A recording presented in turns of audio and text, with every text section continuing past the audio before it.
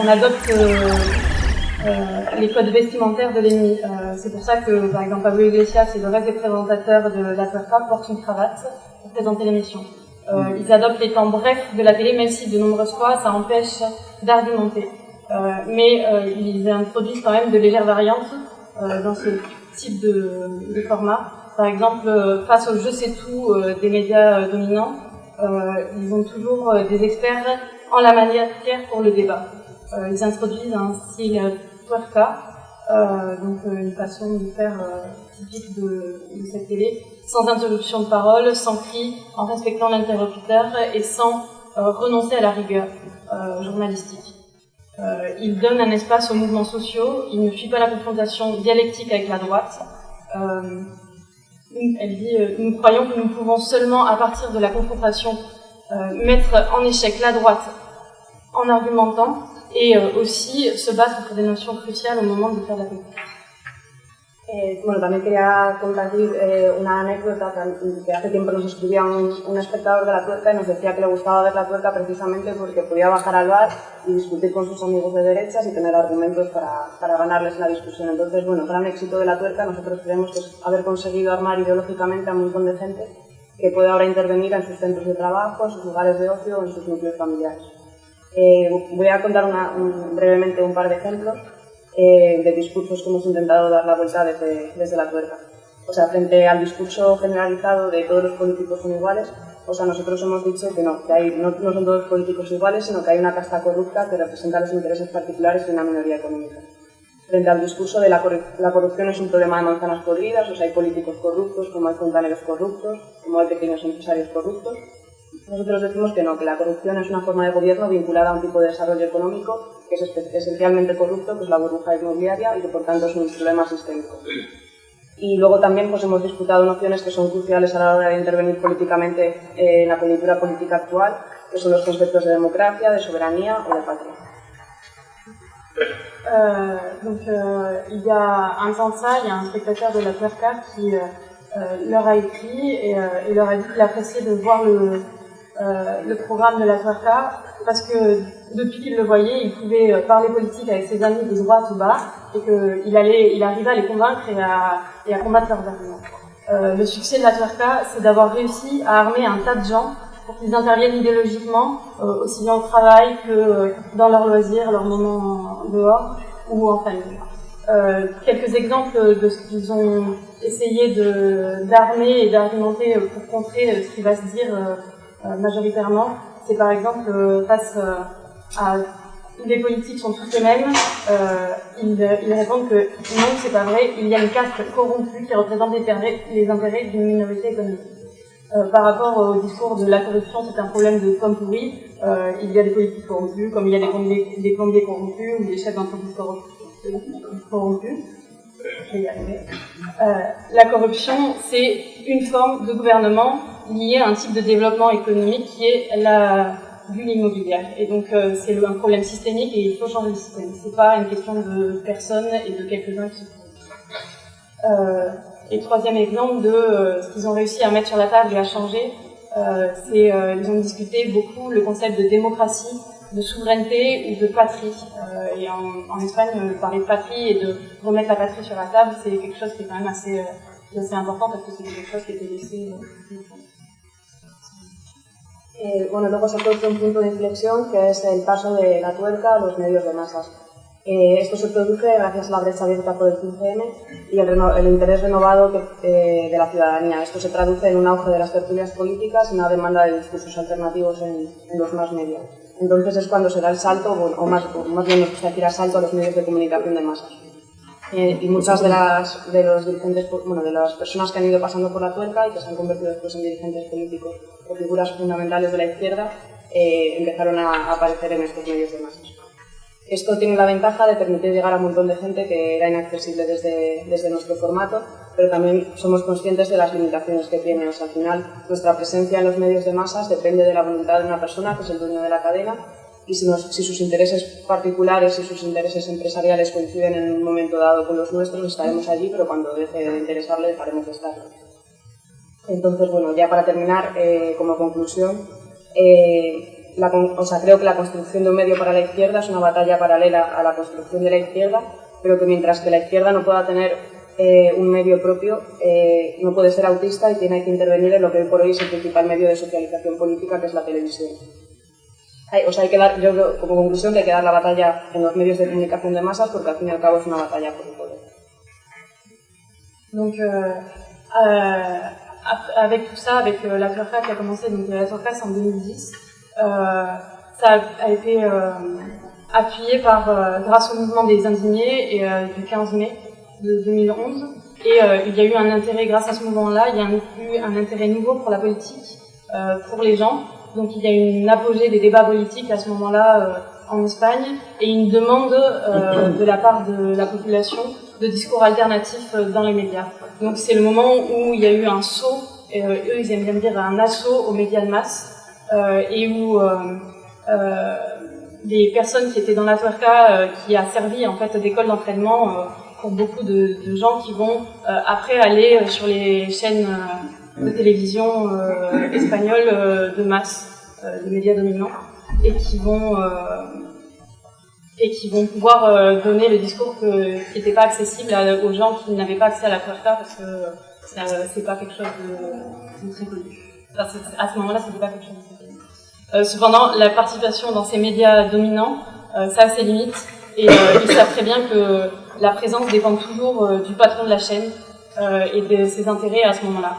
Il y a des moments où la présence va coïncider, les intérêts de la chaîne va coïncider avec les intérêts des intervenants de la Twerka ou des gens qui se sont formés dans la Twerka et qui vont donner ce discours-là. Mais à partir du moment où ça n'intéressera plus le patron de la chaîne parce que ça fera plus assez d'audience, ils vont passer à la trappe et ils le savent très bien.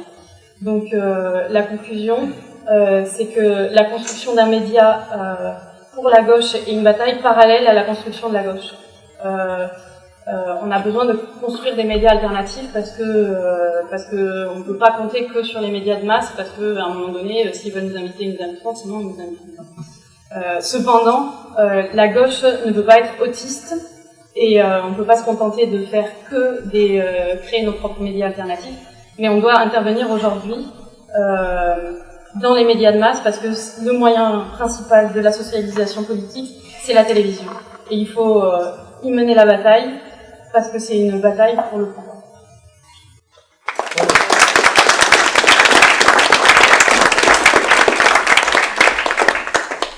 Merci, muchas gracias.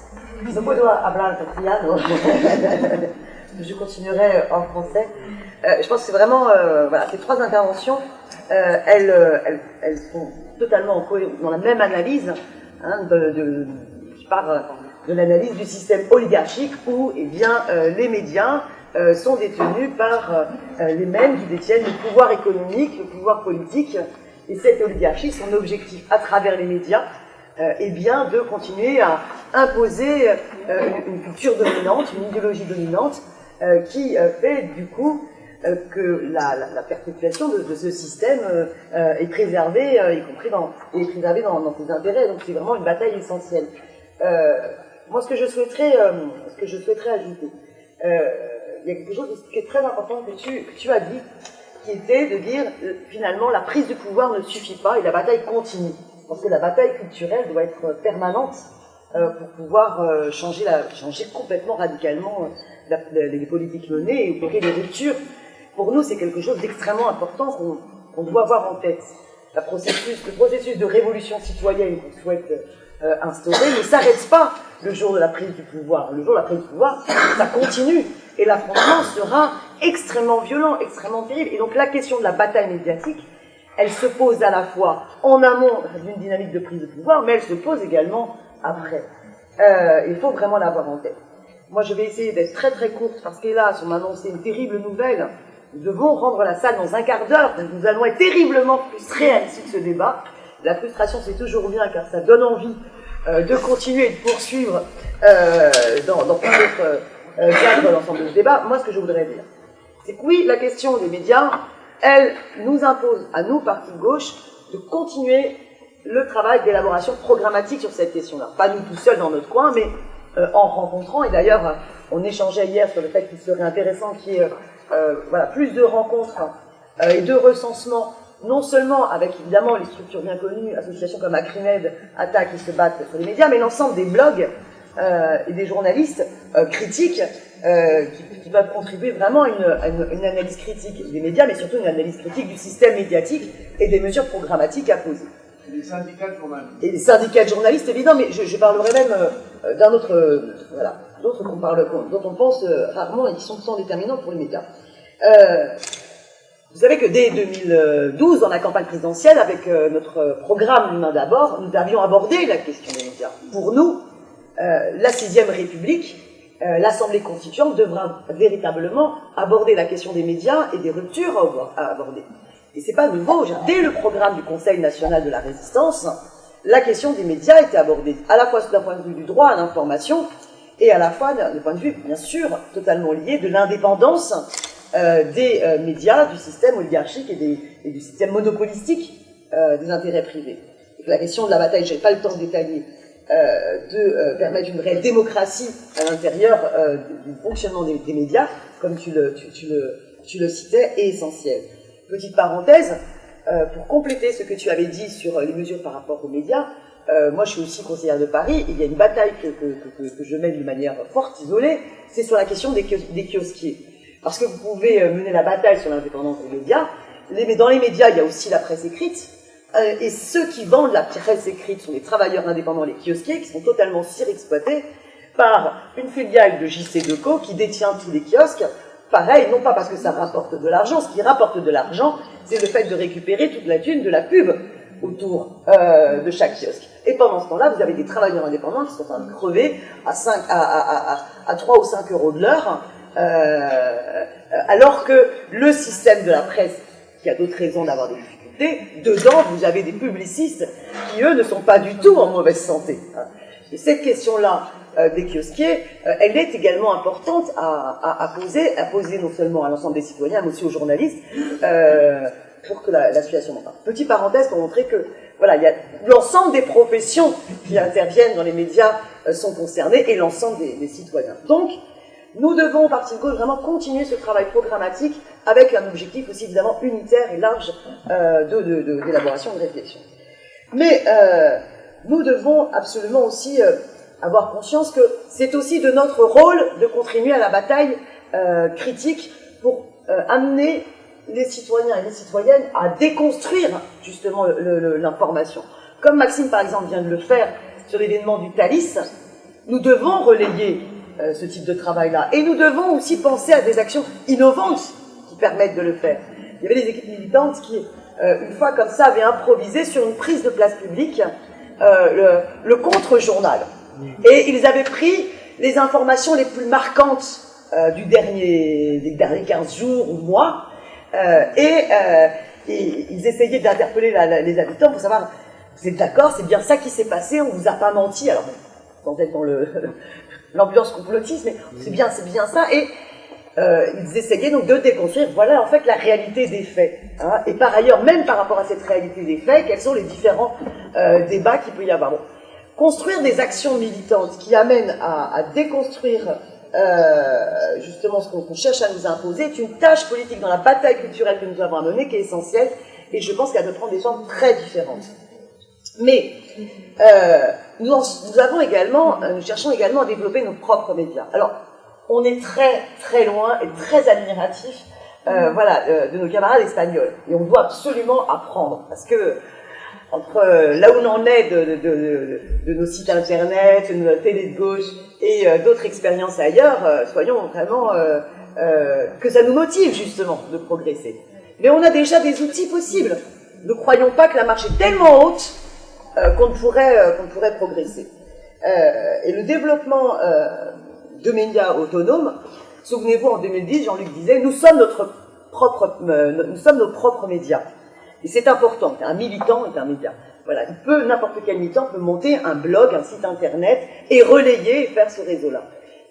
Vous pouvez tous, lorsque vous allez soutenir une lutte, vous prenez votre téléphone portable et vous allez voir modestement, justement, ceux qui luttent pour leur dire est-ce que vous pouvez nous expliquer et faire le rôle d'une petite vidéo pour faire partager sur les réseaux sociaux. Et ça contribue à la popularisation de la lutte. Vous allez apprendre beaucoup de choses et vous allez permettre de mutualiser ça. N'oubliez jamais que YouTube, par exemple, c'est le premier média des jeunes. Bien plus que n'importe quoi, que n'importe quelle chaîne de télévision. Et en même temps, TF1 reste le premier média des plus de 50 ans. Donc, et entre-temps, il y a tout un tas de choses. Eh bien, il faut tenir compte de cela. Et être en capacité, dans tous ces aspects différents, de peser. Donc, se dire, bah oui, il y a des actions de vos batailles culturelles par rapport à notre entrée dans YouTube via les réseaux sociaux. Il y a plein de choses que nous pouvons faire. Bon. Et puis, en même temps, il faut rentrer dans les médias dominants. Je vous donne une anecdote. On était pendant les européennes de 2009 dans une situation où aucun média ne voulait parler du grand marché transatlantique. On avait produit des bouquins, on avait fait des réunions publiques. Nous, je dis au sens large, pas que nous PG, mais tous celles et ceux qui sont contre le grand marché transatlantique. Il y avait des collectifs unitaires dans plein d'endroits. Attaque, on avait fait ensemble des tonnes et tonnes de choses, et pour autant, ça ne passait pas dans les médias. Pour plein de raisons, parce qu'il n'y avait pas intérêt, parce qu'aussi c'est très compliqué pour eux, et pour certains, voilà, ne voulaient pas l'aborder. Mais en tous les cas, évidemment, le secret imposé sur les négociations était bien préservé par les intérêts des médias dominants, puisque tout est lié dans ce cadre-là. Finalement, il a fallu d'un buzz sur une petite vidéo de 2 minutes pour que, en l'espace de 48 heures, tous les médias se mettent à parler de GMT jusqu'à Le Monde qui le mettait en première page. Et c'était quoi cette vidéo? Ça a été l'investissement dans 2 déguisements de poulet. Mais voilà, dans 2 déguisements de poulet, une action complètement foirée, où on voulait que les poulets aillent se jeter dans une piscine pour jouer sur l'image des poulets chlorés qu'on allait nous imposer. Finalement, un camarade qui a quand même réussi avec les 3 pauvres images qu'on avait, parce que les poulets n'ont jamais dépassé le pédiluve, parce qu'ils se sont fait arrêter par les maîtres nageurs. Et finalement, le montage, dans une ambiance totalement paniquante, finalement faisait voilà une vidéo qui a fait un buzz sur les réseaux sociaux et qui a été la vidéo de campagne la plus regardée pendant ces européennes de 2009 nous concernant. Et ça a suffi pour que tous les médias se mettent enfin à aborder la question du grand marché transatlantique et qu'on puisse du coup derrière, tous les uns et les autres, pouvoir développer l'argumentaire sur ce que c'est que ce grand marché transatlantique, parce que la vidéo de 2 minutes, évidemment, n'en disait pas grand-chose. Mais ça, c'est pour que vous compreniez, avoir le sens à un moment donné d'action d'agit-propre avec nos propres médias, mais en même temps en jouant sur les médias dominants, c'est-à-dire qu'en essayant de faire en sorte qu'ils soient obligés de relayer cette info, c'est important. Je déjà été 10 fois trop longue, je termine par dire que je m'y retrouve. Oui, donc, ne pas oublier évidemment les plus de 50 ans et TF1, je caricature, mais j'ai quasiment 50 ans, hein. J'y arrive en tout cas très rapidement. Oui, c'est bien avoir conscience que ça n'est pas nos médias alternatifs et notre boycott des médias qui permettront de gagner cette bataille culturelle, et il ne faut pas être naïf là-dessus. Donc le fait de pouvoir passer dans les médias est essentiel. Quand Jean-Luc Mélenchon, par exemple, a pu être invité une fois sur l'émission, et là j'ai un blanc de... Non, justement, une émission franchement pas politique avec... Vivant. Non, c'était pas le Vivant à laquelle j'ai pensé. Hein? Vivant dimanche. Ah, il y avait Vivant dimanche. Hein? Alors, Ruquier, on n'est pas couché, c'est facile. Non, Hanouna, c'était quoi Hanouna? Cyril Hanouna. C'était une émission... Touche pas mon poste. Tout ça pas mon poste. Franchement, c'est une émission qui, pour nous, n'a strictement aucun intérêt. Sauf qu'à un moment donné, quand Jean-Luc passe peu de temps dans cette émission, et qu'il est en capacité, à ce moment-là, c'est un peu le hasard des rencontres, mais que se passe-t-il? Il y a une femme qui est en situation de contrat précaire, qui, du coup, fait un happening, parce qu'il y a Jean-Luc Mélenchon, et qu'elle sait que lui rebondira là-dessus, et dénonce le problème de la précarité. Et Jean-Luc, même s'il est allé sur ce passage média peu de temps, il réussit à politiser l'émission. Donc c'est pas du tout l'objectif. Et je peux vous dire que ce court passage a parlé à bien plus de monde qu'une interview très sérieuse dans je sais pas, dans une fenêtre dans Arte. Vous comprenez ce que je veux dire? Par contre, ça veut pas dire qu'on en fait n'importe quoi. Quand Jean-Luc va sur cette émission, il n'est pas là à faire le clown, à rentrer dans les codes pour finalement cautionner la logique de divertissement de ces médias-là. Mais on fait du judo avec. Si on est clair sur nos intentions, on peut faire du judo avec. Je dois conclure. Nous avons donc, sur ce champ-là, que ce soit programmatique, que ce soit développer nos propres médias, que ce soit gagner la bataille pour rentrer dans les médias ou imposer nos thèmes dans les médias. Regardez, hein, cet été sur Tel Aviv, on a réussi à imposer un sujet et on a réussi à ouvrir au moins une fenêtre sur une autre analyse là-dessus. Ça demande une implication de tout le parti. Parce que vous, dans votre comité, vous avez des tâches là-dessus. D'abord, dans votre comité, vous pouvez faire le travail d'éducation populaire sur l'enjeu de ce que représentent les médias dans l'oligarchie. Mais vous pouvez, sur vos actions militantes, travailler à cela. Et vous pouvez développer justement la télé de gauche et faire en sorte que dans l'ensemble de nos territoires, il y a des référents de la télé de gauche, par exemple. Et vraiment, moi, je vous invite à vous mettre en contact avec Laure Urdas, qui est la nouvelle secrétaire nationale en charge de la télé de gauche, et toute l'équipe militante qu'il y a derrière, car vous verrez aussi que c'est un outil pour vous développer, vous également, dans vos territoires. Voilà. Il y a 4 minutes de débat, c'est démocratique. Non mais, comme on n'a que 4 minutes avant qu'on rentre la salle, on va pas se raconter de bêtises. Ça, en 4 minutes, on va pas pouvoir faire un débat. Donc moi, ce que je proposerais, c'est plutôt qu'ils puissent réagir de ce qu'ils ont. Parce que si on te fait donner la parole les autres... Bah oui, mais alors tout le monde va avoir une phrase et ils n'auront même pas 30 secondes pour... Je voudrais savoir le financement des écoles, des journalistes. Je propose, moi j'avais encore 7 points à développer, 2 minutes chacun, donc je vais y renoncer. Mais ce que je vous propose, c'est que d'aller voir dans la semaine sur le site legrandssoir.info, je vais publier en fait ce que j'ai dit tout à l'heure, sur plus tout ce que je n'ai pas dit, que j'aurais voulu dire. Et si mes comparses veulent bien me donner aussi des textes de leurs interventions sous une forme publiable, je le publierai aussi.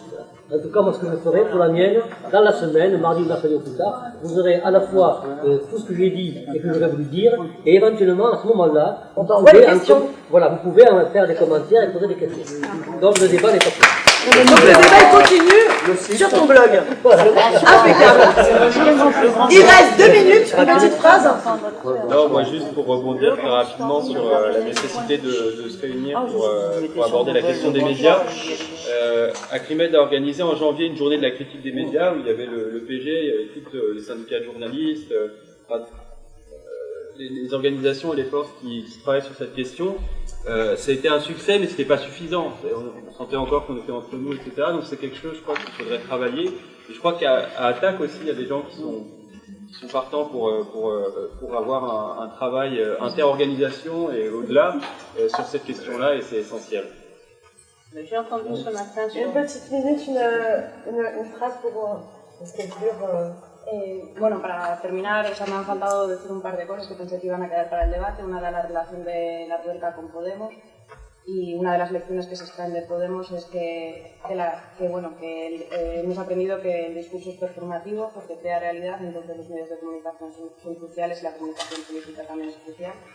Y luego, por otro lado, pues haber hablado un poco también de los medios de comunicación comunitarios, que es una manera además de empoderamiento y de que la gente aumenta la conciencia política participando en política. Entonces me hubiese gustado hablar un poco de eso.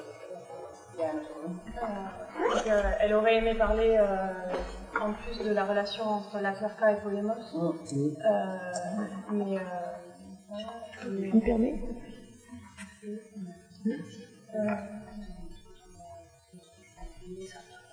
Et le discours est performatif parce qu'il crée de la réalité et donc du coup ça crée la communication politique est cruciale.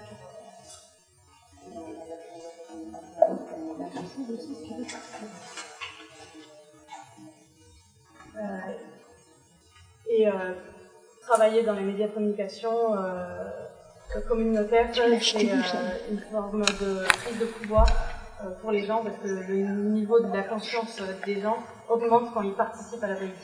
Donc de créer notre média, ça permet de conscientiser, de s'approprier les arguments pour continuer à débattre et pour amener le débat dans le sens. Merci. Comment tu peux parler, c'est qui les vend? Vraiment désolée.